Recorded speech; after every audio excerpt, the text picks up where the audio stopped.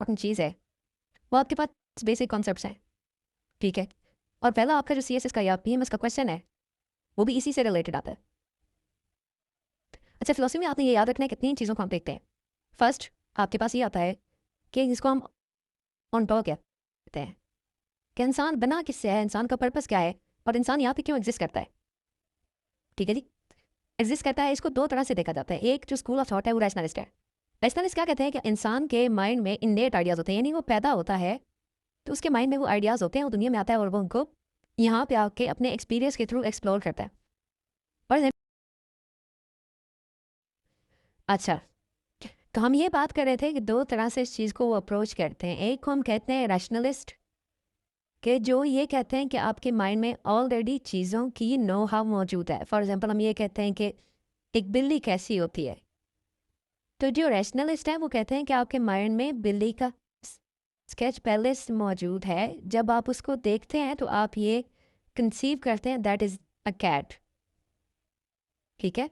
दूसरी साइड पे आपके पास एम्पेरिसिस्ट होते हैं। एम्पेरिसिस्ट क्या कहते हैं, वो कहते हैं कि आप फाइव सेंसेस, मतलब आपके माइंड जो है वो एक खाली स्लेट की मानंद है।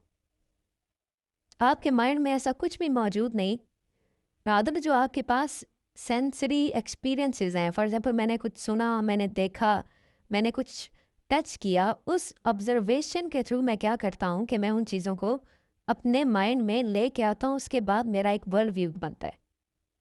सो फिलॉसफी में क्या है आपके पास, आवाज़ आ रही है सब लोगों को?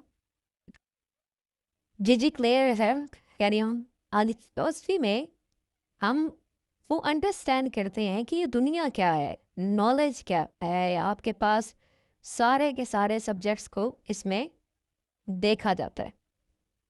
डेफिनेशन हम लास्ट टाइम कर चुके थे। Philosophy is the science of sciences है, it is the science of knowledge है। ये आपको आहिस्ता आहिस्ता जब आगे हम चलेंगे तो आपको पता चलता जाएगा। Philosophy is the science and criticism of cognition, कि हम नॉलेज को एक्वायर कैसे कर रहे हैं। उसके बाद जैसे प्लेटो कहता है कि आपके पास जो इथर्वल है और एसेंशियल नेचर ऑफ थिंग्स हैं, कि नॉलेज की बुनियाद पे आपने फिलोसफर किंग तो पढ़ा होगा, लेकिन जब हम प्लेटो की बात करेंगे तो उसमें आपको आइडिया होगा कि उस फिलोसफर किंग की बात क्या है। वो कहता है कि दुनिया में आइडियल स्टेट एग्जिस्ट करती ही नहीं है। अगर हमने आइडियल स्टेट बनानी है तो हमें एक परफेक्ट दुनिया की तरफ जाना।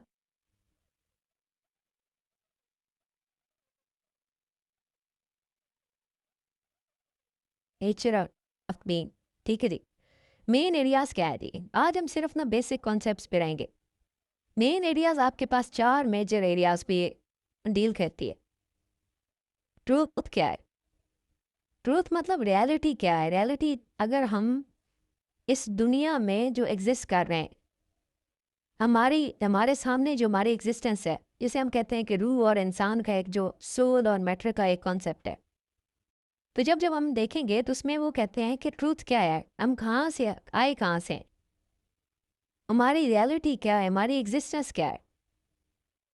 इसको लिख लें जी, इसको कहा जाता है ऑन्टोलॉजी। फिर आता है कि हमारे पास नॉलेज कहाँ से आता है, कि नॉलेज क्या है, उसकी नेचर क्या है, नॉलेज होता क्या है। जैसे लास्ट टाइम भी मैंने आपसे क्वेश्चन पूछा था कि नॉलेज की नेचर क्या है। देन उसके बाद मोरालिटी है। मोरालिटी का मतलब आपको रहना किस तरह है, आपने चीज़ों को देखना किस तरह है, अच्छा क्या है, बुरा क्या है। हमारी जो फिलॉसफी है, इसी वजह से मैं ये सजेस्ट भी करता हूँ कि आप इसको पढ़ें। ना सिर्फ आपको अपने बारे में ये अंडरस्टैंडिंग देती है, रादर आपको एक पर्सपेक्टिव आपका बिल्ड करती है कि अच्छा चीज़ों के पीछे रीजनिंग क्या है, लॉजिक क्या है, उसका एनालिसिस क्या है, उसकी एनालिटिकल एक प्रोसेस क्या है, किसके थ्रू वो आपके पास डेवलप हुई है। नेचर ऑफ फिलोसफी, फिलोसफी क्या है जी आपके पास, कि फिलोसफी क्या है, किस तरह से ये काम करती है, ठीक है। सबसे पहले इसमें जो अप्रोच आती है वो आपके पास आती है इंटर डिसिप्लिनरी अप्रोच, कि साइंस, साइकोलॉजी। साइंस क्या है, साइकोलॉजी इंसान सोचते क्या है, इंसानों को इम्पेक्ट क्या करता है, सोशियोलॉजी इंसानों के आपस में रिलेशंस क्या है, एथिक्स क्या है, ह्यूमन एग्जिस्टेंस क्या है। ये सारी की सारी जैसे जैसे हम आगे जाएंगे तो आप उसमें देखेंगे कि इसमें एक इंटर डिसिप्लिनरी अप्रोच है, कि डिफरेंट डिसिप्लिन्स को आपस में ये कनेक्ट करती है। फिर फिलॉसफी का आपके पास सबसे जो एसेंशियल काम है, that is through rational and logical inquiry, कि जो फंडामेंटल ट्रूथ्स हैं हमारी एग्जिस्टेंस के बारे में, ह्यूमन नेचर के बारे में, उनको देखती है। फिर वंडर एंड इंक्वायरी है, आपने देखा होगा प्लेटो है, अरिस्टोटल है। फिर उसके बाद इवन इकबाल है। इकबाल आपको कहता है जी खुद ही को कर बुलंद इतना। So now that is thing about खुदी के खुदी है क्या, रियलाइजेशन क्या है, वो भी हम इसमें पढ़ेंगे, वही फिलॉसफी में देखते हैं। फिर हमारी अपनी जो एग्जिस्टेंस है वो किस तरह से एग्जिस्ट करती है उसको भी हम देखेंगे। फिर इसमें आर्गुमेंटेशन होती है। ज़्यादा स्पीड तो नहीं है, सब लोग साथ है ना मेरे, सब लोग साथ हैं मेरे। जिसको समझ आ रही है हैंड रेज करे ज़रा।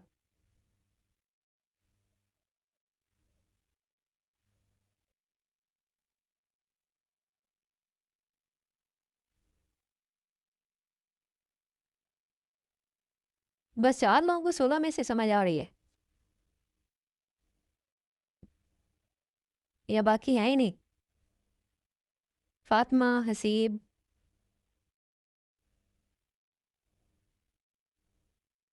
जी ठीक है, इसी वजह से मैं आपसे पूछ रहा था ना कि शुरू में थोड़ा मसला होता है, तो आपने मुझे साथ साथ बताना है। ज़नैरा,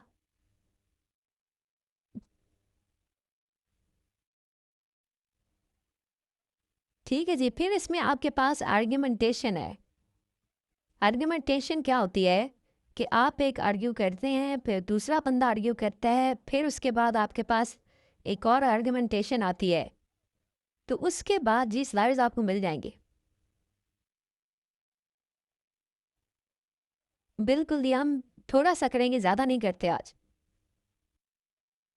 फिर उसके बाद ये आर्गुमेंटेशन है, क्रिटिकल थिंकिंग है कि हम किस तरह से उसको देख सकते हैं। फिर उसके बाद डिफरेंट इसी बेस पे स्कूल ऑफ थॉट्स आ जाते हैं। आइडियलिज्म का किस किस को पता है जी?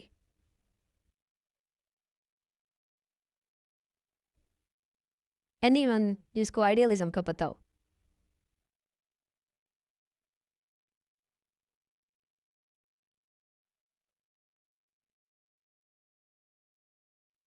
अच्छा, आइडियलिज्म ये होती है कि आप कहते हैं कि this thing is not perfect, ठीक है, और उसके बाद ये जो चीज़ है, यानी एक आपने परफेक्ट चीज़ बना ली। फॉर एग्जांपल मैं ये कहता हूँ कि एक लैपटॉप जो है वो परफेक्ट है और मेरे पास मैंने वो चीज़ बनानी है। तो अब जो मेरे माइंड में वो जो आइडियाज़ मौजूद हैं and the progress towards making that perfect laptop, ठीक है, उसको हम कहते हैं आइडियलिज्म। जैसे आप कहते नहीं हो कि यार ये बंदा बहुत आइडियल है, इसकी बड़ी आइडियल थॉट है, कि ये हमेशा बड़े बड़े बात बात परफेक्ट चीज़ों की बात करता है। तो दो चीज़ें हैं कि एक, आप अपने एक्सपीरियंस से नहीं बल्कि आइडियाज़ से जाने जाते हैं। दूसरा, आपके ख्याल में जो दुनिया है वो आइडियल नहीं है, एक